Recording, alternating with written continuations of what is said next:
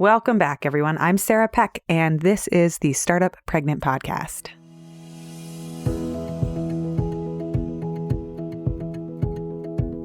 Have you ever had to make a hard decision and you don't know how to make the decision?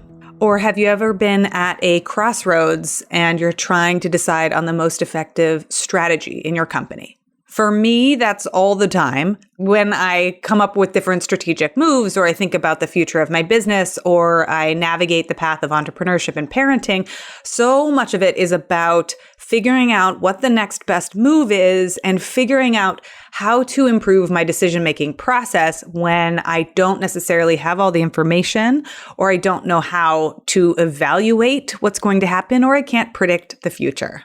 I have been inside a difficult decision lately, and it's something that comes up time and time again in my business practices and leadership practices. I've been trying to figure something out, and I have been struggling.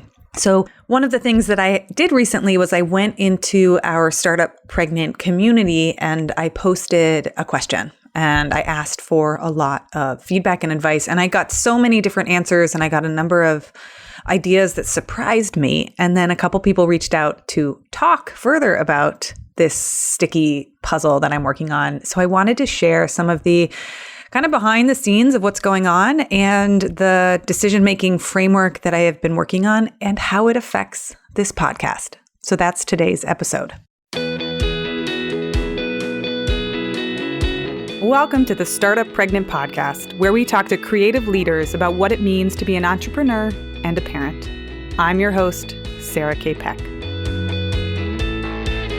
So here's the deal. As a parent and as a business owner, I've got 2 young kids, a 1-year-old and a 3-year-old, and I have been producing weekly content on this podcast every Monday without fail over maternity leaves and throughout the holiday seasons and beyond. I took my first real break in the summer of 2019 and took a pause and had some time to reflect and calibrate, and realized that publishing a weekly podcast is an incredible amount of work. And also at this point in my business, it may be a blocker for other things that I want to create.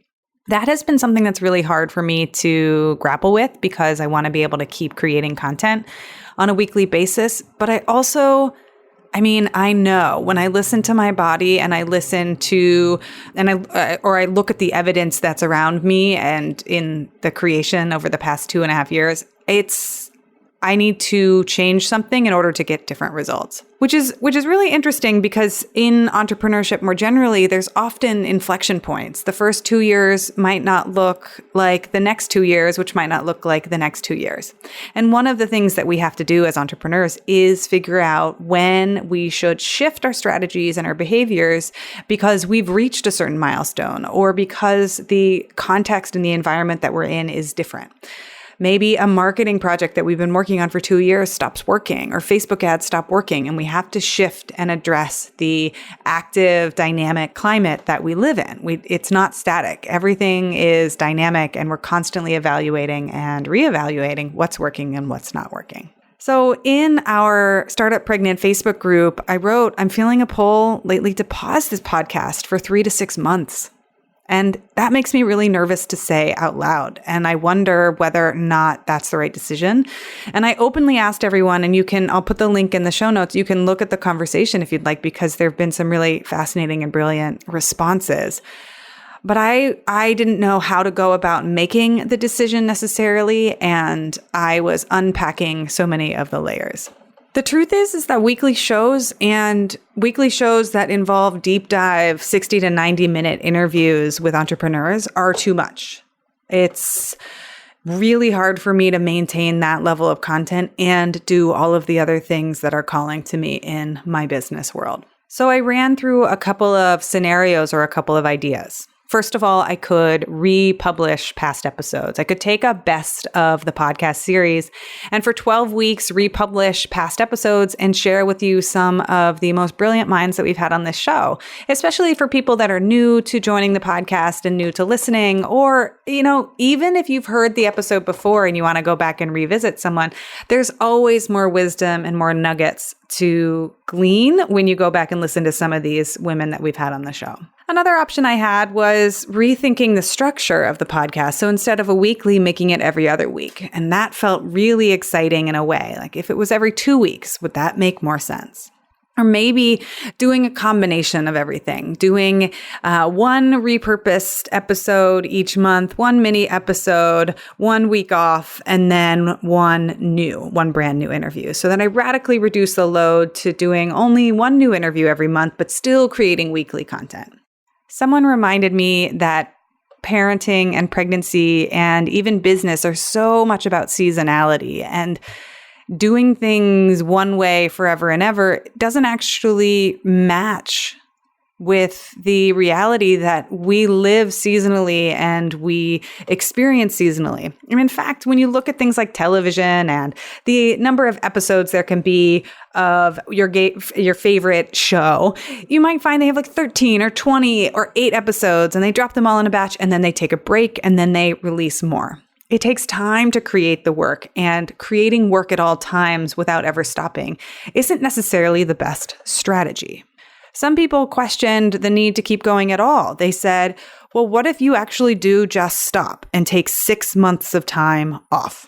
And I said, oh, that makes me scared. And they said, what are you afraid of? And I started to write out my fears. And part of my fears are not having enough downloads, or not wanting to come back, or not having the inertia or the momentum. And also maybe people will stop listening to the podcast and they won't return.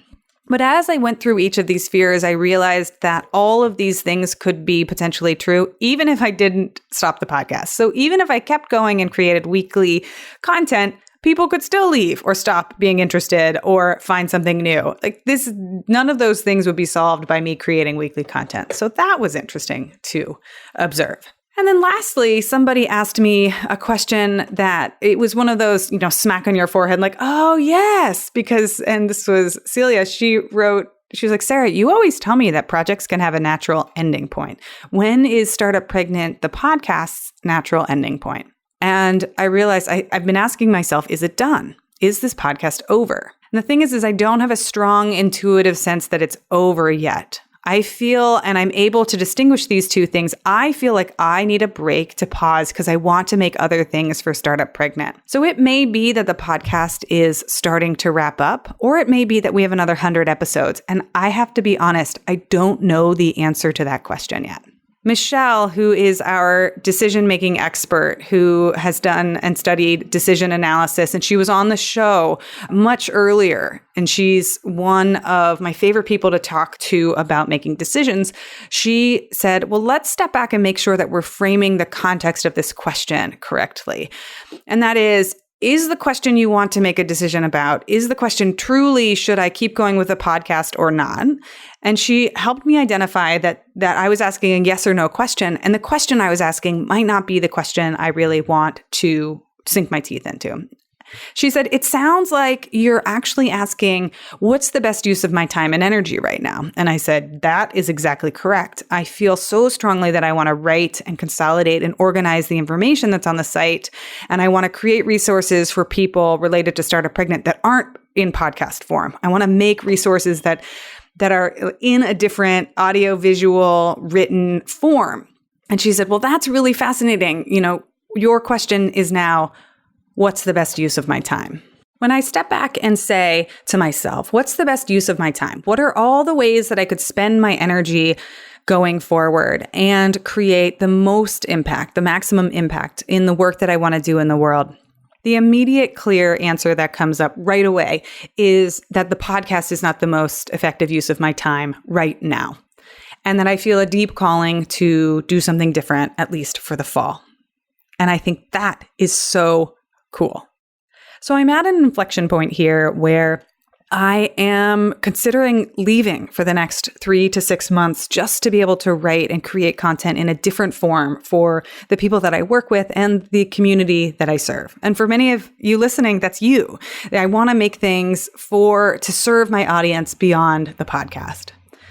I think in an ideal world, we can see all of these decisions in a vacuum and say, well, I have to do all the things, right? I have to have the weekly podcast and the weekly emails, and then also make these lead magnets and develop the resources, and then build my courses or build my service offerings or manufacture this new product or create a new proposal or a process, while also simultaneously doing, list 10 more things that you could be doing. And I think the reality is that time is incredibly limited. And for people who are navigating parenting and pregnancy alongside business, we just don't have enough freaking time. Like, there is very limited time. Time is one of the most precious resources we have. And so I think that short of implementing like systems-wide changes to how we do parenting in this culture, which I'm working on, I think that we need to be more ruthless and relentless about protecting our time and making these hard decisions. And so in pursuit of that, stopping the podcast is actually one of the most strategic moves I can make for the next few months, and saying, okay, I'm going to pause and I'm going to focus my energy on this other thing. Once I made that decision and I said, you know what, it's okay for me to be free and to take some time away. I need to have time to for me, the way that writing works is I actually need to go for several days without checking in on too many other projects and locations. The podcast becomes an interruption, and the social media and email and all of the other things that are swirling around in the business arena become an interruption when I need to do deep work on projects that span, it might take 10 days of writing. And so I need to be ruthless about protecting the amount of time it takes to do that kind of work in the world. However, something really interesting for me came up, and what happened was, once I made these series of decisions where I said, okay, first of all, the weekly long form interview show is not working right now. And second, I feel a pull to create something else in a different way.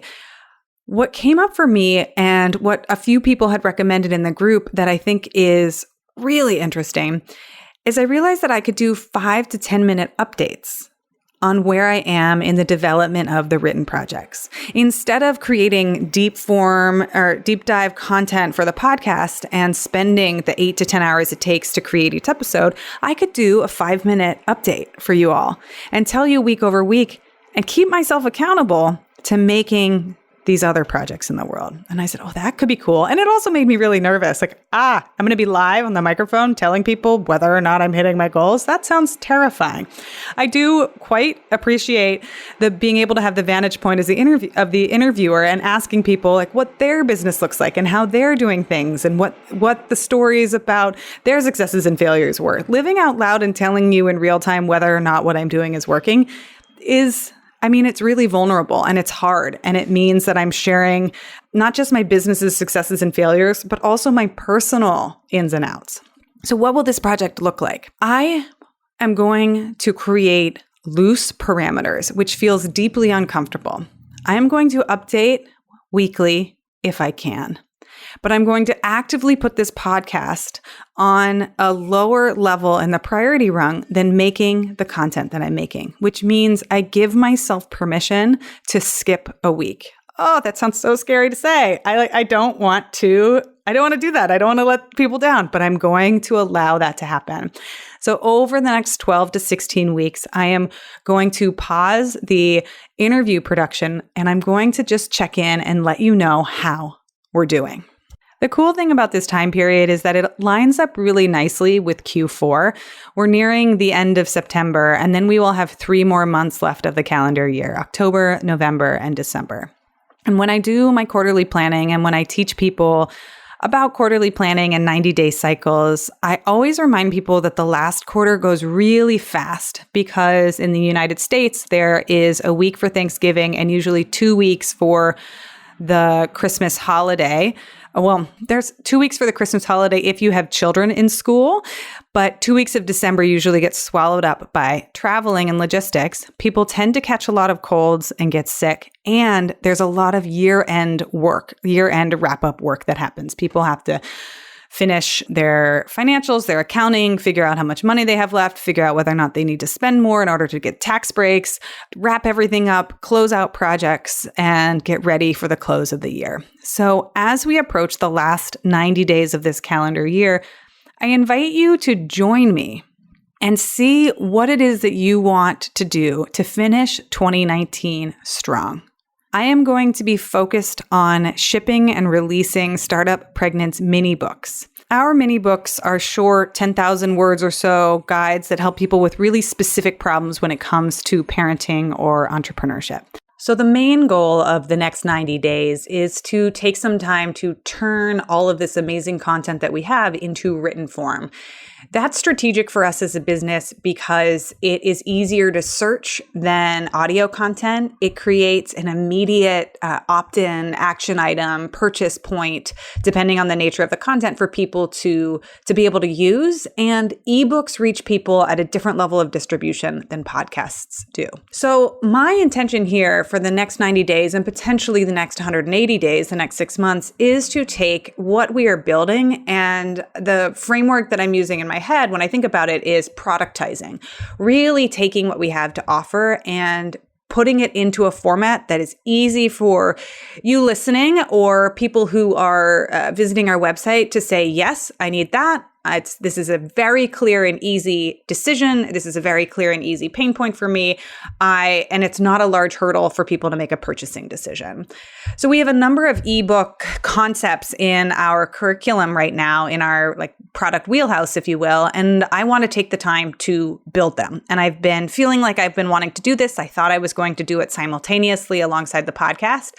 And the reality is that we have extremely limited time as business owners. So what I need to do is bring that into the forefront and focus on it rather than trying to do the two things simultaneously. And so that means I'm taking a risk here. It means I'm going to stop the podcast, at least kind of, for a little bit, at least in the overarching producing things at high level all the time. We're going to take a pause. I'm going to step back and I'm going to start focusing on a different kind of product. Taking the big picture, the last 2 years have been really good in terms of SEO and creating blog content and podcast content on the website. But there's a tipping point when more blog content doesn't incrementally increase the value of a site the way that the first 100, 200 posts necessarily did. What I want to do now is start to organize this amazing library of resources that we have and share it in easier to digest and consume ways. And we're going to make products that are in the $15 to $25 range for Startup Pregnant. I want to make things that are easy, that are a no-brainer, and that help as many people as possible. We already have a high-end program, our year-long mastermind, our community of women, and that is an amazing offering that I love that's part of the school. And I could do courses at the $200 to $500 level and focus on building out the Startup Pregnant School, but I'm not going to focus on that yet. It doesn't feel like quite the right time. So I'm going to pause on that as the next step because I want to make something. The things that I want to make things that are easy to find and a no-brainer that help as many people as possible and that are fast, that are easy to access. Because the pain points for my specific market, entrepreneurs that are in the middle of building something, maybe don't have 12 months to figure out some of the problems that they need solved, and maybe don't have even the $500 to figure something out, especially when it comes to pregnancy and parents.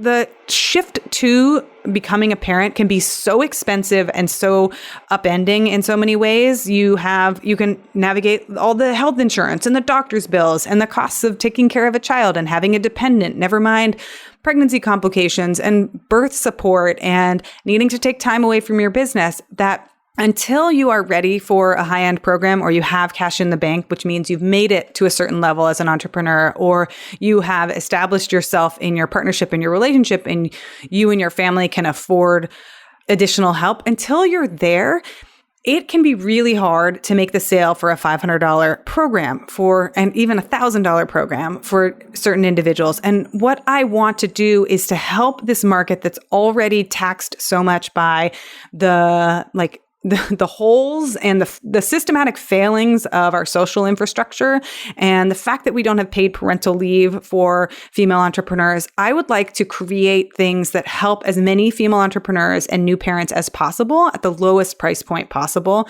which is a huge vision, right? That requires a lot of reach and it requires really doing a lot of research and work. But that's where I feel the strongest about our impact right now.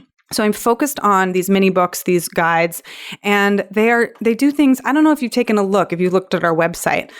We have guides in progress that they're short. They solve specific practical problems. They offer specific guidance, and they do things like one of them is on how to streamline your business and slow down and do less, which is perfect for people who are female founders or solopreneurs that need to slow down their business and do so systematically and rigorously and understand where to cut back.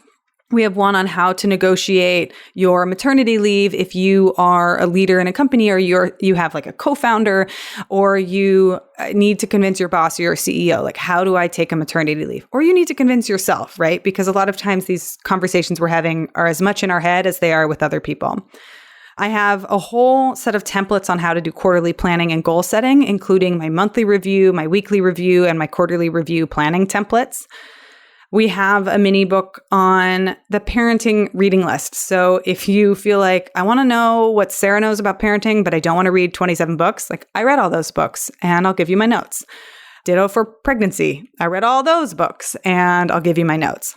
And then we have a really fun book in progress on profiles of women entrepreneurs. So like a consolidated collection of ideas and quotes and insights from other female founders who have done this kind of thing before and what they learned along the way. So over the next 12 weeks in Q4, I am going to be working on publishing these books, and I will share with you in as real time as possible how it's going, what we've accomplished, what we ran into, how I make decisions, what's broken, what's breaking, what's not working. And, if I have a week where I feel like a complete failure, I will probably share that with you too, because so much of entrepreneurship is about the inner game as well. It's about understanding your own psychology and figuring out how to keep going even when it feels like a swirly mess. So I'm inviting you alongside me for the next short season.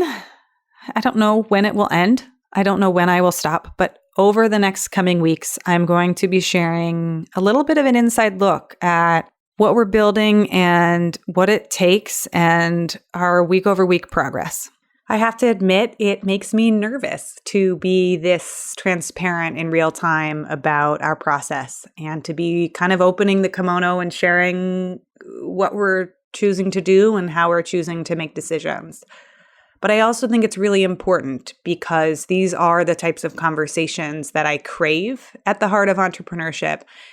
And these are the problems that I think are really fascinating and overlooked. It's sexy to have a big strategy. It's sexy to have an idea. We glorify single founders on the covers of magazines, but the real challenge of entrepreneurship are in the grit and the determination and the day-to-day, how you show up every single day and make decisions in the face of uncertainty and keep going when you're at the 2-year or the 4-year or the 7-year mark, and how to know what to do next. These aren't easy things, and I don't think it gets easier the more times you go through entrepreneurship. I think you just get better at dealing with uncertainty and knowing that there is risk involved. So I invite you to join me. What are you going to do over the next 90 days to close out the last quarter of 2019? I will be back on the podcast intermittently. I am making a very loose promise to myself that I will check in and give updates on the progress, to hold myself accountable and to take you inside of this journey of pivoting for the next 3 to 6 months. We are still going to have our mastermind next year. The applications will open in January. We start in March. And there still will be B School. I take a whole group of people through B School and do a private coaching program there. I'm happy to tell you more about both of those if you are on our email list. But between now and then, we're going to slow the roll of podcast publishing. I hope you enjoy the time getting back into some of the back episodes. If you miss us while we're gone, that's okay. I've heard that's actually a good thing. And we'll see you when we post our next update.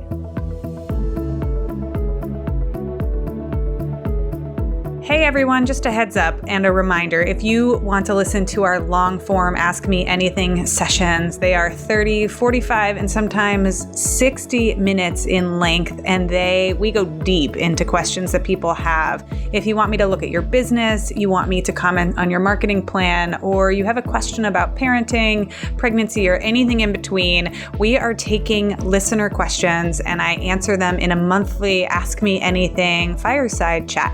It's available only to our Patreon supporters. So if you back us at the $7 a month level, you get access to this private podcast. You can get access to all of the past episodes, which is pretty cool. So if you're missing the podcast while we're on our hiatus and you want to take a listen in to these Ask Me Anything episodes, go over to Patreon and become a monthly backer at the $7 per month level, and you'll get access to all of the future episodes as well as all of the past episodes. Keep in mind that you are also supporting the work of Startup Pregnant and our growth in these early days, and that matters a ton. Every dollar helps and counts, and we appreciate so much and are grateful for your support. Patreon.com/startuppregnant will take you right there. That's Patreon. Did I spell that right? Patreon, Patreon. Yes. Patreon.com/startuppregnant will take you there. The link will be right here in the show notes. You can go straight there. $7 a month, and you get access to this entirely exclusive Patreon-only podcast. Thanks so much, everyone, for listening. And I always say this, and I mean it. Leave us a review on iTunes if you like our show. It takes a few seconds, and it really does help us a lot. If you want more of what we're talking about, go over to startuppregnant.com and get on our email list. We send out a weekly newsletter with time-saving tips for parents and entrepreneurs. And I always include a weekly gadget or tool or something awesome that we've stumbled upon to help make your life just a little bit easier. And as always, you can reach out to us at hello@startuppregnant.com. We love hearing from you.